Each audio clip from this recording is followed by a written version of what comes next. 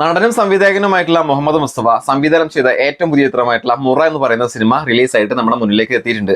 സിനിമയെ പറ്റി പറയുകയാണെങ്കിൽ, ഒറ്റ വാക്കിൽ പറയുകയാണെങ്കിൽ, മികച്ച സ്ക്രിപ്റ്റ്, അതിനൊത്ത അതിഗംഭീര മേക്കിംഗ്, അതുപോലെ തന്നെ ഛായാഗ്രഹണം, BGM, സിനിമയിൽ അഭിനയിച്ച അഭിനേതാക്കളുടെ പെർഫോമൻസ്, എഡിറ്റിംഗ്, അതുപോലെ തന്നെ ഏത് ഭാഗം ഏത് വർഷം നോക്കുകയാണെങ്കിലും പെർഫെക്റ്റ് ആയിട്ടുള്ള നല്ലൊരു ഹൈ വോൾട്ടേജ് ആക്ഷൻ സിനിമ.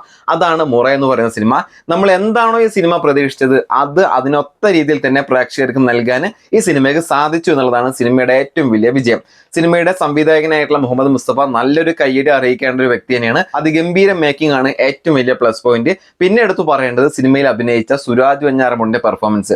അദ്ദേഹത്തിന്റെ കോമഡി ട്രാക്ക് മാറ്റിയിട്ട് സീരിയസ് റോളിലേക്ക് വന്നപ്പോൾ നമ്മളെല്ലാവരും അമ്പരന്ന് പോയിട്ടുണ്ട് അദ്ദേഹത്തിന്റെ ആക്ടിങ് കണ്ടിട്ട്. ആ ഒരു ലിസ്റ്റിലേക്ക് അതിന്റെ ഏറ്റവും മുകളിൽ വെക്കാൻ പറ്റുന്ന നല്ലൊരു പെർഫോമൻസ് തന്നെയാണ് സുരാജ് വെഞ്ഞാറമൂട് ഈ സിനിമയിൽ ചെയ്തിട്ടുള്ളത്. അതുപോലെ തന്നെ ഹൃദ് അരുൺ, അതുപോലെ തന്നെ കൂടെ അഭിനയിച്ച ആ ഒരു ചെറുപ്പക്കാർ യുവാക്കളെല്ലാം തന്നെ പുതുമുഖങ്ങളാണെങ്കിൽ കൂടി നല്ല രീതിയിൽ തന്നെ അവതരിപ്പിച്ചിട്ടുണ്ട്. ആ ഒരു ക്യാരക്ടേഴ്സിന് എന്താണോ വേണ്ടത് എന്നുള്ളത് സംവിധായകൻ പറഞ്ഞതിന് ശേഷം ഒരുപക്ഷെ സംവിധായകൻ പറഞ്ഞിട്ടുണ്ടാവും, ഈ കഥാപാത്രത്തിന് ഇന്ന കാര്യങ്ങൾ വേണം, നിങ്ങൾക്ക് ഇഷ്ടമുള്ള പോലെ തന്നെ ഞങ്ങൾ അഭിനയിച്ചോളാൻ. അതിഗംഭീര പെർഫോമൻസ് ആണ് ഓരോരുത്തരും കാഴ്ചവെച്ചിട്ടുള്ളത്. അഴിഞ്ഞാടി എന്ന് പറഞ്ഞാൽ സിനിമയിൽ അഭിനയിച്ച എല്ലാവരും അഴിഞ്ഞാടുക തന്നെ ചെയ്തിട്ടുണ്ട്. പിന്നെ എടുത്തു പറയേണ്ടത് സിനിമയുടെ ഈ ഒരു കഥയാണ്. അത് നമുക്ക് എല്ലാവർക്കും അറിയാം, കൊട്ടേഷൻ ബേസ്ഡ് സിനിമകളുടെ കഥ എന്താവും എങ്ങനെയാവും എന്നൊക്കെ നമുക്ക് എല്ലാവർക്കും അറിയാം. പക്ഷെ ആ സിനിമ എടുക്കുന്ന രീതി വ്യത്യസ്തമാണെങ്കിൽ ആ ഒരു സിനിമ നമുക്കൊരു പുതിയ അനുഭവം തന്നെയായിരിക്കും. അതുപോലെയുള്ള ഒരു സംഭവമാണ് ഈ സിനിമ നമുക്ക് അനുഭവിക്കുന്നത്. കൊട്ടേഷനിലേക്ക് ഇറങ്ങുന്ന ചെറുപ്പക്കാര് പിന്നീട് അവരുടെ ജീവിതത്തിൽ നടക്കുന്ന സംഭവങ്ങൾ, വളരെ ഭയപ്പെടുത്തുന്ന ഒരുപാട് സംഭവങ്ങളുണ്ട്. ഈ സിനിമയിൽ അവരുടെ കൂടെ തന്നെ നമ്മളും അവരുടെ കൂടെ ഓടുന്നുണ്ട് എന്നുള്ളതാണ് സിനിമയുടെ ഏറ്റവും വലിയ പ്ലസ് പോയിന്റ്. സിനിമ തുടങ്ങിയത് മുതൽ അവസാനം വരെ ഒരു ഭാഗം പോലും നമ്മൾ ബോറടിപ്പിക്കില്ല. കാരണം നമ്മൾ ഈ സിനിമ നമ്മളൊരു ഫാമിലി സിനിമ പ്രതീക്ഷിച്ച് പോകുന്നവരല്ല, അല്ലെങ്കിൽ ഒരു കോമഡി സിനിമ പ്രതീക്ഷിച്ച് പോകുന്നവരല്ല. ഈ സിനിമയുടെ ട്രെയിലർ കണ്ട എല്ലാവർക്കും അറിയാം ഇത് ഒരു ആക്ഷൻ സിനിമയാണ്, ആ ഒരു ലേബലിൽ പുറത്തിറങ്ങിയിട്ടുള്ള സിനിമയാണ്. അത് പ്രതീക്ഷിച്ചിട്ടാണ് സിനിമക്ക് തിയേറ്ററിൽ പോയിട്ട് ആൾ പോയിരിക്കുന്നത്.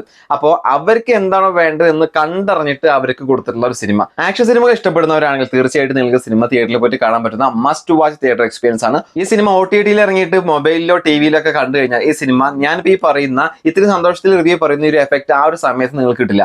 തിയേറ്ററിൽ പോയിട്ട് കണ്ടാൽ ഞാൻ ഈ പറയുന്ന കാര്യങ്ങൾ നിങ്ങൾക്ക് സത്യമായിട്ട് തോന്നും. കാരണം തിയേറ്റർ എക്സ്പീരിയൻസ്, നല്ലൊരു തിയേറ്റർ മാത്രം തിരഞ്ഞെടുക്കാൻ നിങ്ങൾ ശ്രദ്ധിച്ചാൽ മതി.